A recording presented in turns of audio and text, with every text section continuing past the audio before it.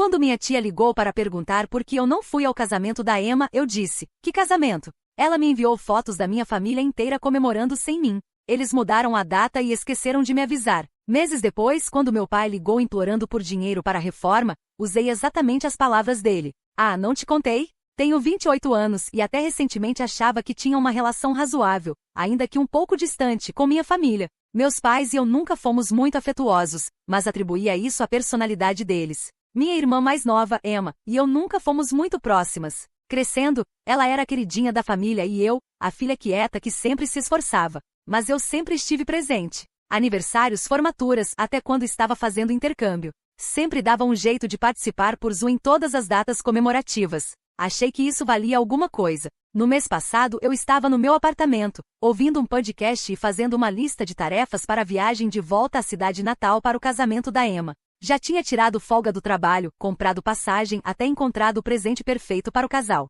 Estava animada. Apesar da distância emocional, estava genuinamente feliz pela minha irmã. Ela parecia ter encontrado alguém que amava, e eu queria estar lá para apoiá-la. Naquela semana, liguei para minha tia para confirmar alguns detalhes, principalmente sobre onde os convidados de fora estavam ficando. Conversa casual. Quando mencionei como estava animada para o casamento no dia seguinte, houve uma pausa do outro lado da linha. Então ela disse com um tom gentil, como se eu tivesse batido a cabeça: querida, o casamento foi semana passada. Achei que fosse uma brincadeira. Meu estômago revirou. Lembro da sala girar um pouco enquanto eu perguntava o que ela queria dizer com aquilo. Ela disse que achou que eu já soubesse. E como prova me mandou fotos pelo WhatsApp. Minha família inteira vestida impecavelmente, sorrindo para a câmera, posando sob um arco de flores. Minha irmã e o novo marido radiantes. Meus pais aplaudindo na primeira fileira. Mas eu não estava lá. Minhas mãos tremiam. Disse a ela que nunca recebi nenhuma atualização sobre mudança de data. Ela apenas soou confusa e disse: mas eles não te avisaram? Liguei imediatamente para meus pais. Meu pai atendeu, e quando perguntei sobre o casamento, ele deu uma risadinha, como se não fosse nada demais. Assim, a gente adiantou uma semana. Foi mal. Acho que passou batido. Passou batido? Exigi saber porque ninguém achou importante me avisar. Minha mãe entrou na conversa ao fundo, rindo de forma debochada. Mas a gente não te contou. Dava para ouvir a Emma também rindo. Todos achando hilário. Desliguei. Não chorei. Não gritei. Só fiquei ali sentada com o telefone na mão. Em silêncio absoluto. Tinha reorganizado toda a minha agenda, tirado licença do trabalho, gastado um dinheiro que mal tinha. Nenhum deles pensou em me avisar que mudaram a data do casamento. Agiram como se fosse uma distração qualquer, tipo esquecer de comprar leite. Fiquei remoendo aquilo por dias. Não respondi a nenhuma mensagem que veio depois. Uma semana depois, minha irmã teve a audácia de me mandar fotos da lua de mel como se nada tivesse acontecido. E aí, cerca de um mês depois, meu pai ligou. Soava nervoso. Aparentemente, o empreiteiro que eles contrataram para uma grande reforma na casa tinha abandonado a obra. Alguma coisa sobre pagamentos atrasados ou falta de fundos. Meu pai perguntou se eu poderia ajudar, só temporariamente, até as contas se regularizarem. Veja bem, eu trabalho com tecnologia. Ganho bem. E por anos, venho ajudando discretamente, contribuindo com parte da hipoteca quando o trabalho do meu pai ficou instável, ajudando a Emma com mensalidades quando ela quis trocar de curso 3 vezes, sem esperar nada em troca. Fazendo o que uma filha e irmã supostamente faz. Mas dessa vez não. Ouvi o pedido longo e cheio de pausas do meu pai, as desculpas sobre fluxo de caixa. E então respondi calmamente: uá, não te contei? Silêncio. Continuei. Parei de ajudar financeiramente depois que vocês riram de terem me excluído do casamento. Achei que vocês iam preferir menos coisas para administrar, menos mal-entendidos. Ele tentou recuar, disse que não foi nada pessoal, que estavam passando por um momento corrido. Mas eu já tinha encerrado aquilo. Disse que da mesma forma que eles esqueceram de me incluir em um dos momentos mais importantes da família, eu esqueci de incluí-las no meu orçamento. No dia seguinte, minha mãe me ligou chorando soluços reais dizendo que família é tudo, que eu deveria entender, que foi tudo muito caótico. Eu disse que ela estava certa. Família é tudo. E é por isso que doeu mais do que eu consigo colocar em palavras. Ela disse que foi a Emma quem mudou a data. Eles apenas seguiram a decisão. Perguntei se em algum momento pensaram em me mandar uma mensagem, um e-mail, literalmente qualquer coisa. Ela ficou em silêncio. Então fiz a pergunta verdadeira, aquela que queimava no meu peito. E por que ninguém quis que eu estivesse lá? Nenhuma resposta. Apenas murmúrios vazios sobre mal-entendidos e suposições. Não insisti. A resposta já estava clara. No silêncio deles. Naquele fim de semana, tirei o acesso de todas as contas compartilhadas, serviços de streaming. O cartão de crédito reserva que usavam para supermercado quando a situação apertava, até a conta da Amazon que eu deixava eles usarem. Cancelei tudo. Sem mensagens dramáticas. Sem declarações. Apenas um ato silencioso de retomada de limites. Comecei a fazer terapia.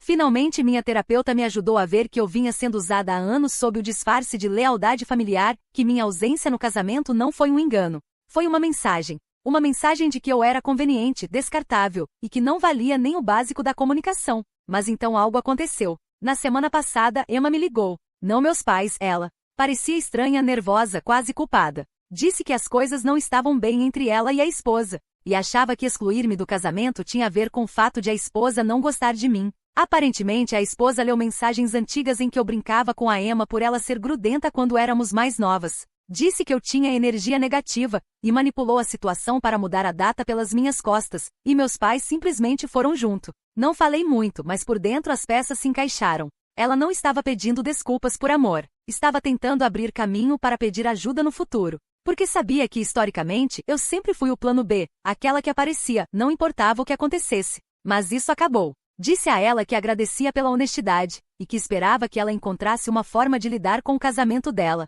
Mas que a partir de agora eu manteria distância. Desejei o melhor e desliguei. Pela primeira vez em anos, senti paz. Mas essa paz não durou muito. Ontem meus pais apareceram sem avisar na porta do meu apartamento. É aí que a história continua. Nem bateram. Só apertaram o interfone repetidamente, como se eu lhes devesse alguma coisa. Meu coração afundou no segundo em que ouvi a voz da minha mãe pelo alto-falante. Precisamos conversar. Eu deveria ter ignorado. Deveria ter ido embora. Mas uma parte de mim, um resquício teimoso da versão antiga de mim, os deixou subir. No momento em que entraram no apartamento, minha mãe começou. Sem um oi, sem abraço, nem ao menos olhou ao redor. Só uma enxurrada de chantagens emocionais. Você está destruindo essa família. Isso não é do seu feitio. A Emma cometeu um erro, mas agora todos estamos sofrendo. Fiquei parada, braços cruzados, apenas observando o desmoronamento. Meu pai tentou bancar o pacificador, como sempre. Disse que eu estava sendo injusta, que eles não queriam contrariar a esposa da Emma e precisavam manter a paz. Vocês me sacrificaram para manter a paz, falei com voz calma e firme. Minha mãe bufou. Não foi sacrifício. Foi só complicado. Você é sempre tão sensível. Achamos que não ia importar tanto assim. E ali estava. A verdade em uma única frase. Eu não importava tanto assim. Perguntei por que realmente estavam ali. Meu pai desviou o olhar. É que precisamos de uma ajudinha, só isso. Nada demais. Temporária. Lá estava de novo. Eu não era família. Era um caixa eletrônico com sentimentos que eles preferiam ignorar. Vocês precisam de ajuda, disse lentamente. Mas nem conseguiram me mandar uma mensagem para dizer que mudaram a data do casamento da Emma. Achamos que a Emma tinha te avisado. Estourou minha mãe, como se a culpa fosse minha. Agora ela avisou, respondi friamente. E depois do fato. E só porque o casamento dela já está desmoronando. Os rostos deles mudaram. Vocês não achavam que eu ia descobrir, não é? E continuei. Todos vocês riram de mim pelas costas. E agora que o conto de fadas está ruindo, eu devo, mais uma vez, aparecer para salvar vocês. Minha mãe começou a chorar de novo. As mesmas lágrimas que usou no telefone semanas atrás. Você não entende a pressão que a gente estava vivendo. Eu também estava sob pressão, respondi. Pressão para cumprir prazos, organizar minha vida, fazer planos em torno de pessoas que nunca se deram o trabalho de me tratar como parte da família. E mesmo assim, eu apareci. Sempre. Apontei para a porta. Querem ajuda? Peçam ao Joshua. Peçam à nora de vocês, que achou que eu era negativa demais para estar num casamento. Peçam à queridinha de vocês. Eles não se moveram. Nós te criamos melhor do que isso, disse meu pai, amargo. Não, respondi. Vocês me criaram para ser útil. Isso não é a mesma coisa. O silêncio na sala era sufocante. Minha mãe abriu a boca para dizer mais alguma coisa, mas levantei a mão para interrompê-la. Vocês não vieram aqui para consertar nada. Vieram para tapar um buraco nas finanças com a filha que esqueceram que existia. Eu não vou fazer isso de novo. Nem agora, nem nunca. Caminhei até a porta e a abri. Nenhum dos dois se moveu. Então eu disse, esta é a parte em que vocês vão embora. E eles foram. Sem despedidas dramáticas. Sem portas batidas. Apenas duas pessoas saindo de um apartamento que nunca foi realmente delas para entrar. Os dias que se seguiram foram mais silenciosos do que eu esperava. Sem mensagens. Sem ligações. Sem visita surpresa. Apenas silêncio. E pela primeira vez o silêncio não era vazio. Era paz. Comecei a pensar nos anos que passei tentando conquistar um lugar à mesa de uma família que nunca me quis de verdade. Aniversários em que meus presentes foram ignorados. Feriados em que minhas conquistas eram ofuscadas pelas últimas novidades da Emma. Telefonemas em que eu perguntava sobre a vida deles, apenas para perceber que ninguém nunca perguntava sobre a minha. Mas filhas não são serviçais, nem rede de apoio, nem saco de pancadas emocional. Eu costumava me dizer que ser excluída não era algo pessoal, que eles eram apenas esquecidos, ocupados, distraídos. Mas quando toda a sua família vai a um casamento e de propósito não te avisa que a data mudou, você para de fingir que foi um mal-entendido. Foi rejeição. Foi intencional. E isso te transforma. Cerca de uma semana depois, recebi uma carta pelo correio. Uma carta de verdade, escrita à mão, da minha avó, mãe do meu pai. Sempre fomos próximas, mas ela mora em uma comunidade de aposentados em outro estado, então não conversávamos com tanta frequência quanto antes. Ela soube de tudo pela minha tia. Só quero que você saiba, ela escreveu, que o que fizeram com você não foi certo. Tenho orgulho de como você se posicionou. Você merece coisa muito melhor que isso. Ela terminou a carta com uma frase que nunca vou esquecer. Às vezes a família mais forte que temos é a que construímos. Foi a primeira vez que chorei com lágrimas de verdade, daquelas que fazem o corpo todo tremer, porque alguém me viu. Alguém entendeu que eu não estava só magoada. Eu tinha sido traída. Naquela mesma semana, comecei a fazer coisas que vinha adiando há anos. Reservei uma viagem solo para Lisboa, algo que sonhava desde a faculdade, mas sempre deixava para depois porque sempre havia alguma urgência da família para resolver. Comprei um sofá novo. Troquei as fechaduras. Finalmente tirei uma foto minha e a coloquei em uma moldura.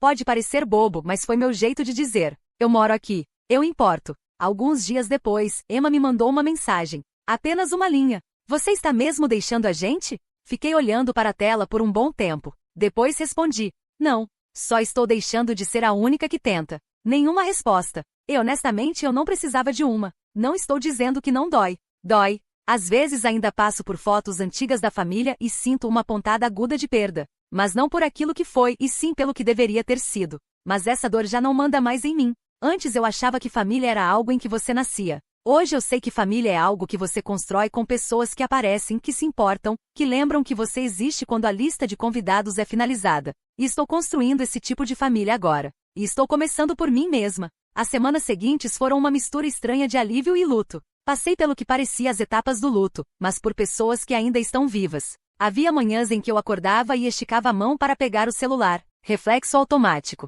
Parte de mim esperava ver uma mensagem, que talvez aquele seria o dia em que pediriam desculpas de verdade. Mas o celular continuava em silêncio. E aos poucos, esse silêncio virou conforto, e não mais ferida. O trabalho virou meu refúgio. Mergulhei em um novo projeto, desenvolver a interface de usuário para uma startup que conectava idosos com suas famílias por meio de videochamadas simplificadas. A ironia não passou despercebida. Lá estava eu, ajudando outras famílias a se manterem conectadas, enquanto a minha me descartava como software desatualizado. Mas havia algo curador nisso também. Saber que em algum lugar por aí avós estavam vendo o rosto dos netos, que famílias estavam fazendo esforço para encurtar distâncias e não criá-las. Minha colega Sara notou a mudança em mim. Trabalhamos juntas há 3 anos, mas nunca fomos próximas além da cordialidade do trabalho. Numa tarde, ela bateu na lateral do meu cubículo e perguntou se eu queria tomar um café. Você está diferente ultimamente.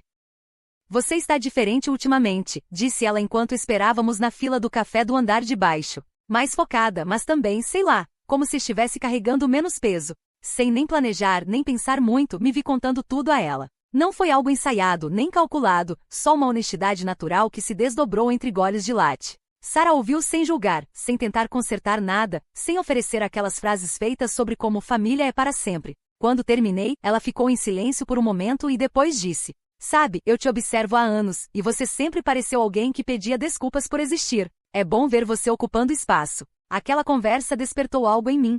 Sara e eu começamos a tomar café juntas com frequência, depois vieram os brunch de fim de semana, depois as noites de cinema. Ela me apresentou ao grupo de amigas dela, mulheres entre o final dos 20 e início dos 30 anos que de alguma forma se encontraram nessa cidade grande e criaram sua própria versão de família. Tinha Maia, uma designer gráfica que se mudou de Portland depois do divórcio. Lisa, uma professora que cresceu no sistema de adoção e entendia como ninguém o que era uma família escolhida. E Carmen, uma enfermeira que trabalhava no turno da noite e tinha uma risada que preenchia o ambiente inteiro. Elas me acolheram com uma naturalidade que eu nunca tinha experimentado antes. Sem interrogações sobre meu passado, sem a necessidade de provar meu valor, sem expectativas veladas sobre o que eu deveria oferecer. Apenas interesse genuíno em me conhecer. Criamos um grupo no celular que não parava. Frustrações do trabalho, memes aleatórios, fotos das nossas refeições. Coisas simples. Mas depois de anos de comunicação unilateral com minha família, aquela reciprocidade parecia revolucionária. Também comecei finalmente o curso de culinária que adiava há anos. Toda quinta-feira à noite eu caminhava até o centro comunitário e passava 2 horas aprendendo a preparar pratos que só havia provado em restaurantes. A instrutora, uma senhora italiana chamada Rosa, tinha o dom de fazer todo mundo se sentir como neto querido. Ela provava nossas tentativas e ou exibia orgulho ou sugeria ajustes, sempre com carinho. Numa noite, enquanto eu lutava com a técnica de fazer massa fresca, Rosa se aproximou e guiou minhas mãos. Cozinhar é mais do que alimentar o corpo, disse ela com um sotaque forte mas palavras cristalinas. É nutrir a alma, mostrar amor a si mesma e aos outros. Você está cozinhando com tristeza no coração. Dá para sentir no seu molho. Mas tristeza tempera demais. Você tem que cozinhar com esperança. Passei a praticar as receitas dela em casa, encontrando meditação no ritmo de cortar legumes, na paciência exigida pelo crescimento do pão, na satisfação de criar algo bonito e nutritivo com as próprias mãos. Comecei a convidar minhas novas amigas para jantar, algo que eu nunca tinha feito com minha família, pois sempre estive ocupada demais tentando atender aos padrões implícitos. Com Sara, Maia, Lisa e Carmen eu podia queimar o alho e rir disso. Podia experimentar sabores sem medo de julgamento, criar um ambiente de calor e acolhimento. As festas de fim de ano se aproximaram com uma mistura estranha de ansiedade e expectativa. Pela primeira vez na vida adulta, eu não viajaria para passar o dia de ação de graças com a família. Era para ser algo devastador, mas em vez disso eu me sentia curiosa sobre como seria essa nova liberdade. Sara me convidou para celebrar com a família dela, mas eu ainda não estava pronta para esse tipo de intimidade. Então decidi ser voluntária em um abrigo local, servindo refeições para pessoas que, como eu, se viam fora de reuniões familiares tradicionais. A experiência foi transformadora. Conheci Margarete, uma mulher de 60 e poucos anos que estava afastada dos filhos havia mais de uma década por causa do preconceito deles em relação à sua orientação sexual. Ela se assumiu lésbica já mais velha, e eles escolheram os preconceitos em vez da mãe. O mais difícil, ela me disse, enquanto trabalhávamos lado a lado na cozinha, não foi perdê-los. Foi perceber que passei anos tentando ser alguém que eles talvez amassem, em vez de ser alguém que eu pudesse amar. Conheci David, um jovem da minha idade que passou pela assistência social e nunca teve uma estrutura familiar tradicional. Ele falava da família escolhida com uma reverência tocante, dos amigos que viraram irmãos, do casal mais velho que o acolheu e ensinou sobre amor incondicional. Sangue não faz de alguém família, ele disse, ecoando aquilo que eu vinha, pouco a pouco, aprendendo. Quem faz isso é quem aparece.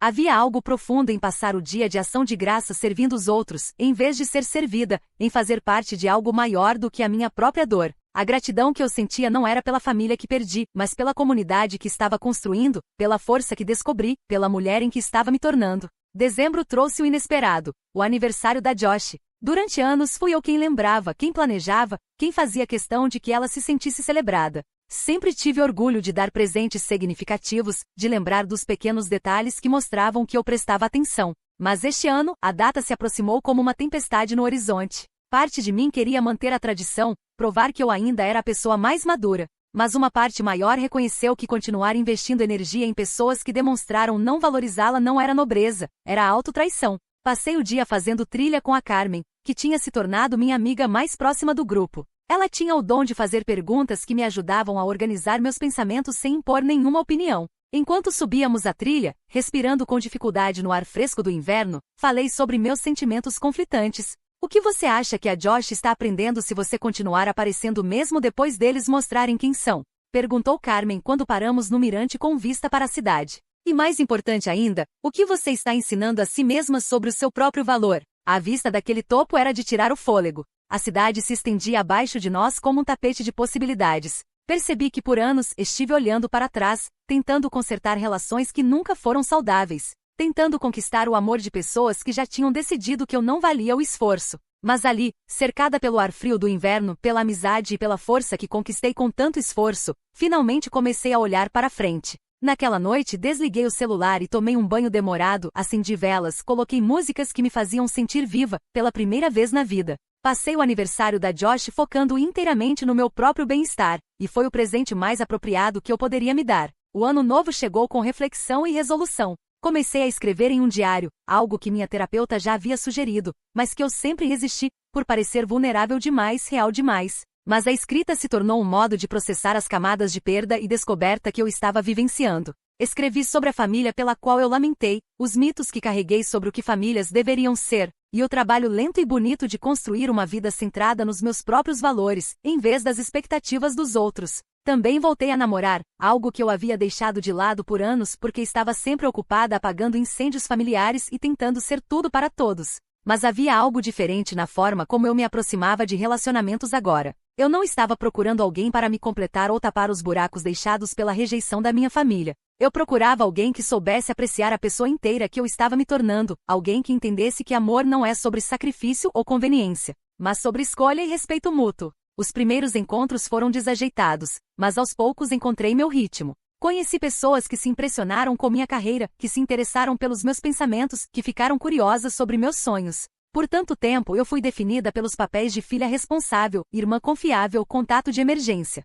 Agora eu era apenas eu. Engraçada, inteligente e ambiciosa, digna de atenção e afeto simplesmente por existir. A primavera chegou como uma promessa cumprida. Meu apartamento, que eu vinha transformando aos poucos, floresceu com plantas e cores. Troquei cada móvel que me lembrava da antiga vida, não por raiva, mas por intenção. Queria estar cercada de coisas que escolhi, coisas que refletiam quem eu era, e não quem eu achava que deveria ser. O grupo de amigas evoluiu para algo mais profundo, mais intencional. Passamos a nos chamar de as escolhidas, parte brincadeira, parte reconhecimento do que havíamos criado. Juntas comemorávamos as promoções, os términos, os avanços de cada uma com o tipo de entusiasmo que eu sempre sonhei receber da minha família biológica. Estávamos presentes nos momentos importantes umas das outras, lembrávamos das preferências, abríamos espaço para os erros e para o crescimento de todas. Lisa ficou noiva da namorada de longa data e nos convidou a todas para sermos madrinhas de casamento. Estando ali na loja de vestidos, cercada por espelhos, risadas e alegria genuína, eu percebi. É isso que uma celebração em família deveria ser. Não por performance ou obrigação, mas por pura felicidade por alguém que você ama. O planejamento do casamento virou um esforço coletivo, com todas contribuindo com suas habilidades e entusiasmo, sem ficar contando pontos ou esperando reconhecimento. Mai abriu seu próprio negócio de design, e todas nós ajudamos como pudemos. Carmen usou seus contatos na enfermagem para encontrar clientes. Sara aproveitou sua rede de tecnologia para desenvolver o site. Eu cuidei do planejamento financeiro, e Lisa criou os materiais de divulgação com a criatividade de professora. Ver o sonho dela ganhando vida, sabendo que tive uma pequena participação nisso, foi mais significativo do que toda a ajuda financeira que já dei à minha família. Minha carreira floresceu de maneiras que eu não esperava. Sem o desgaste emocional constante dos dramas familiares, eu finalmente tinha energia para investir no meu crescimento profissional. Passei a dar palestras em conferências, escrever artigos para publicações da área, construir uma reputação baseada nos meus próprios méritos. E não apenas por ser aquela funcionária confiável que faz tudo. Meu gerente percebeu a mudança e me ofereceu uma promoção para liderar uma nova equipe dedicada ao desenvolvimento de softwares voltados à acessibilidade, um trabalho que se alinhava perfeitamente com meus valores e vivências. Numa noite, enquanto trabalhava até mais tarde num projeto particularmente desafiador, recebi uma mensagem de um número desconhecido. Demorei alguns segundos para perceber que era da esposa da Emma, a pessoa que havia articulado minha exclusão do casamento. A mensagem era longa e confusa, cheia de desculpas e explicações sobre mal-entendidos e pressões familiares. Ela queria tomar um café, esclarecer tudo e começar do zero. Fiquei olhando para aquela mensagem por muito tempo, sentindo algo surpreendente, quase nada. Nem raiva, nem dor, nem esperança desesperada por reconciliação. Apenas um tipo de reconhecimento cansado de que certas pessoas só estendem a mão quando suas próprias vidas saem dos trilhos. Fiz uma captura de tela da mensagem e mandei no grupo das escolhidas. Não por conselhos, só pelo conforto de compartilhar com pessoas que entendem minha jornada. As respostas vieram rapidamente. Carmen mandou um emoji rindo com a legenda: "A audácia é de tirar o fôlego." Maia escreveu: "Hoje não, Satanás." Lisa mais contida: "Você não deve perdão a ninguém no prazo deles." E Sara a prática como sempre: "Bloqueia com classe." Soltei uma risada alta ali mesmo no escritório, grata por ter amigas que me ajudavam a ver o absurdo em vez de me perder na manipulação. Deletei a mensagem sem responder, não por crueldade, mas por clareza. Aprendi que nem todo convite para o drama merece resposta, que o silêncio também é uma forma de comunicação. Algumas pontes foram feitas para permanecer queimadas, e isso não é fracasso. É limite. Quando o verão se aproximou, planejei minhas primeiras férias solo desde a faculdade. Aquela tão sonhada viagem para Lisboa. Mas dessa vez convidei Carmen para ir comigo. Passamos 2 semanas explorando ruas de paralelepípedo, comendo pastéis de nata e conversando sobre tudo e nada. Visitamos museus e mercados, sentamos em cafés observando as pessoas passarem, caminhamos longamente à beira do rio Tejo. Numa noite, enquanto víamos o pôr do sol de um miradouro com vista para a cidade, Carmen disse: "Sabe o que eu mais amo nessa amizade? Não é construída em cima de necessidade, culpa ou obrigação. É construída em escolha. Todo dia a gente escolhe estar na vida uma da outra, e é isso que a torna real." Sentada ali, cercada pela beleza de uma cidade que sempre sonhei conhecer, ao lado de uma amiga que eu escolhi, e que me escolheu de volta. Senti algo que busquei por toda a vida, aquela certeza profunda e inabalável de que eu pertencia a algum lugar, que era valorizada, que estava em casa. Não por sangue, história ou proximidade, mas por intenção, cuidado e respeito mútuo. A família que construí era pequena, mas poderosa. Autêntica de um jeito que minha família biológica nunca foi. Comemorávamos os sucessos umas das outras sem competição, nos apoiávamos nas falhas sem julgamentos, e nos amávamos não apesar dos defeitos, mas com eles. Era isso que eu buscava desde sempre. Não pessoas perfeitas, mas pessoas reais. Não amor incondicional, mas amor intencional. Não família por acidente, mas família por escolha. Quando o outono chegou novamente, marcando quase 2 anos desde o incidente do casamento, recebi uma ligação inesperada da minha avó. A voz dela estava mais fraca do que eu lembrava, mas suas palavras eram nítidas e firmes. Ela estava no hospital. Nada imediatamente fatal, mas sério o suficiente para que ela quisesse me ver. "Eu não quero deixar este mundo sem te dizer o quanto tenho orgulho da mulher em que você se tornou."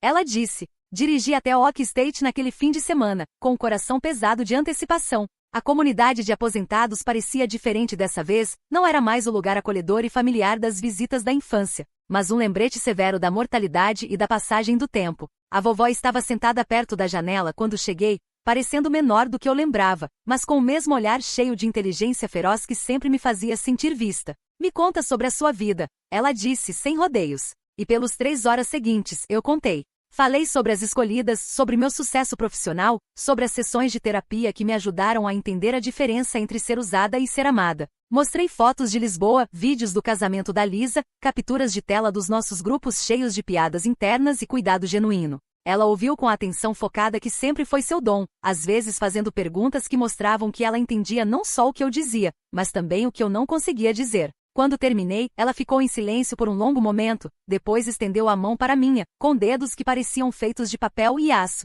"Preciso te contar algo sobre seus pais," ela disse. Algo que eu deveria ter contado anos atrás, mas eu esperava que eles mudassem. Ela respirou fundo, com esforço. Seu pai sempre teve ciúmes da Joshua. Não dela em si, mas do que ela representava. A segunda chance, a filha de refazer. Quando você nasceu, sua mãe teve uma depressão pós-parto severa. Ela não conseguiu se conectar com você como conseguiu com a Josh, 5 anos depois. Seu pai, em vez de ajudá-la e em vez de proteger vocês duas, culpou você pelos problemas dela. As palavras batiam como golpes físicos, cada uma aterrissando em lugares onde eu havia carregado dores sem nome por décadas. Elas criavam uma narrativa que dizia que Josh era mais fácil, mais amável, mais digna de amor, e que eu era difícil, a exigente. Eles se convenceram de que isso era verdade. E criaram nós duas para acreditarmos nisso também. Mas nunca foi verdade, querida. Você era apenas um bebê que precisava de amor, e eles falharam com você. Senti lágrimas que pensei já ter chorado, mas essas eram diferentes. Não de dúvida, mas de validação. A avó que sempre me enxergou com clareza finalmente estava dando nome ao que eu sempre senti, mas nunca consegui explicar. Eu tentei compensar isso quando pude, ela continuou. Aqueles verões que você passava comigo, aquelas ligações em que eu perguntava sobre seus sonhos e não suas notas. Eu estava tentando mostrar que você importava pelo que era, não pelo que fazia pelos outros. Mas eu era velha, e eles eram seus pais, achei que minha influência fosse limitada. Conversamos até o fim do horário de visitas, e ela me fez prometer que continuaria construindo a vida que criei, que nunca deixaria as limitações deles definirem meu valor. Enquanto dirigia de volta naquela noite, senti algo mudar dentro do meu peito. Não exatamente um fechamento, mas uma espécie de conclusão. Entender a origem da rejeição não fazia doer menos, mas fazia sentido, de um jeito que finalmente me libertava daquela dúvida eterna sobre o que eu tinha feito de errado. Os meses seguintes trouxeram desafios inesperados que colocaram à prova a força da minha família escolhida. Carmen foi diagnosticada com câncer de mama, do tipo que exige tratamento agressivo e meses de incerteza. Sem hesitação, as escolhidas se mobilizaram. Criamos um calendário de cuidados, nos revezando para levá-la às sessões, preparar refeições e estar ao lado dela nos dias difíceis. Quando a quimioterapia fazia tudo ter gosto de metal e a esperança parecia inalcançável. Eu nunca tinha sido cuidadora de ninguém. Minha família nunca confiou em mim para nada tão importante. Mas ver Carmen lutar pela própria vida, mantendo o bom humor e a graça, me ensinou coisas sobre o amor que eu nunca tinha compreendido. O amor verdadeiro não é feito de gestos grandiosos ou obrigação. Ele se mostra na constância, especialmente quando é difícil. Especialmente quando não há nada que se possa dizer ou fazer para consertar as coisas. Durante uma das piores semanas de Carmen, quando ela estava doente demais para sair da cama, mas ansiosa demais para dormir, passei a noite no sofá dela. Perto o bastante para ajudar, longe o suficiente para respeitar o espaço. Por volta das 3 da manhã, ela me chamou baixinho, e eu a encontrei chorando. Não de dor física, mas de medo. E se eu não conseguir? Ela sussurrou. E se esse for todo o tempo que eu tiver? Subi na cama com cuidado para não encostar no catéter em seu peito, e conversamos sobre tudo. Seus sonhos para o futuro, os arrependimentos do passado, a gratidão pelo presente.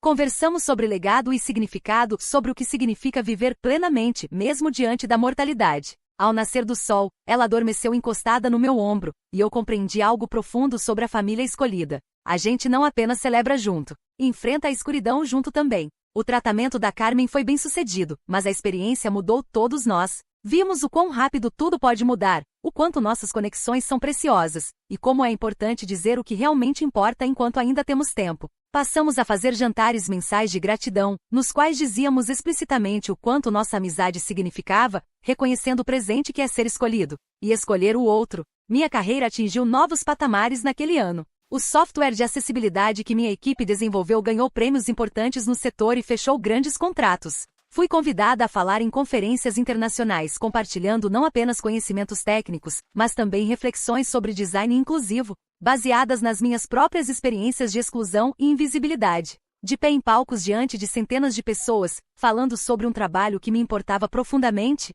senti o peso completo do quanto eu tinha avançado desde aquela mulher que ficava em silêncio enquanto a família ria da sua dor. Uma noite após uma apresentação particularmente bem-sucedida, estava verificando meus e-mails no quarto do hotel quando vi uma mensagem da Emma. O assunto dizia, por favor, leia isso. Contra meu melhor julgamento, a curiosidade venceu e eu abri. A mensagem era longa, confusa, claramente escrita durante um colapso emocional. Emma falava sobre o colapso do casamento, sobre sentir-se isolada e perceber que havia perdido a única pessoa que sempre esteve ao seu lado. Ela escreveu sobre reconhecer padrões de manipulação que antes não via, sobre entender agora como sua esposa havia orquestrado não só minha exclusão do casamento, mas anos de minar sutilmente nossa relação. Eu sei que não mereço perdão, ela escreveu. Sei que escolhi ela em vez de você repetidamente. E sei que dizer que era jovem e burra não justifica a dor que causei. Mas preciso que você saiba que perder você foi o maior arrependimento da minha vida. Não pelo que você fez por nós financeiramente, mas porque você era a melhor pessoa da nossa família. E eu joguei isso fora por alguém que nunca me amou de verdade do jeito que você amava. A mensagem continuava detalhando sua percepção de como nossos pais a usaram como a filha dourada, enquanto me tratavam como pano de fundo da família, e como ela foi cúmplice em padrões que agora a envergonhavam. Ela falou sobre estar fazendo terapia, sobre estar tentando entender o próprio comportamento, sobre esperar que um dia eu talvez estivesse disposta a recomeçar. Reencaminhei o e-mail para minha terapeuta e para o grupo das escolhidas, não por conselhos, mas para ter perspectiva. As respostas foram variadas. Algumas amigas acharam que havia um crescimento genuíno. Outras viram manipulação nascida do desespero. Minha terapeuta me ajudou a explorar meus próprios sentimentos que eram surpreendentemente complexos. Parte de mim se sentiu validada. Finalmente alguém da minha família reconhecia o que eu tinha vivido. Parte de mim se entristeceu pelo relacionamento que nunca tivemos de verdade, aquele laço de irmãs que foi corrompido por dinâmicas familiares e escolhas ruins. Mas, acima de tudo, eu me sentia protetora da paz que construí. Estava cautelosa em permitir que dores antigas voltassem a ocupar espaços que me custaram tanto para curar. Fiquei com aquele e-mail por semanas sem responder. Falei sobre ele na terapia, processei tudo no meu diário, discuti com amigas que conheciam minha história. Eventualmente percebi que perdão e reconciliação são duas coisas diferentes. Eu podia perdoar a Josh, Emma, pela minha própria paz de espírito, sem necessariamente reconstruir uma relação que sempre foi desequilibrada e dolorosa. Quando finalmente respondi fui breve, agradeço sua honestidade e espero que a terapia te ajude a continuar crescendo. Eu te perdoo, mas não estou pronta para um relacionamento agora, e talvez nunca esteja. Desejo que você consiga reconstruir sua vida. A resposta da Emma veio imediatamente, aceitando meus limites com uma maturidade que me surpreendeu. Ela agradeceu por eu não ter fechado completamente a porta, reconheceu que reconstruir a confiança levaria um tempo que talvez ela não tivesse, e prometeu respeitar minha decisão. Foi a comunicação mais madura que já tivemos. E embora não tenha mudado minha decisão de manter distância, trouxe uma sensação de encerramento que eu nem sabia que precisava.